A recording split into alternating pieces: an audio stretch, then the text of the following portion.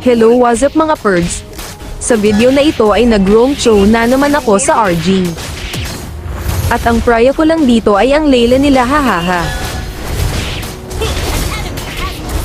Bali dalawang ulti pa lang nga napachat na agad tong Layla.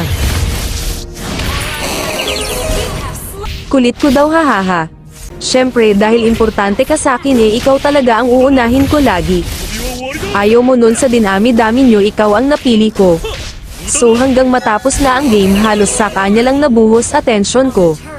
Pero alam ko pagkatapos ng game na ito ay makakalimutan mo rin ako. Kaya kahit ito lang sana maalala mo. Na hindi kita sinukwan at ikaw lang ang pinili ko hanggang sa matapos ang laro na ito. Kaya shoutout sa'yo Lodi.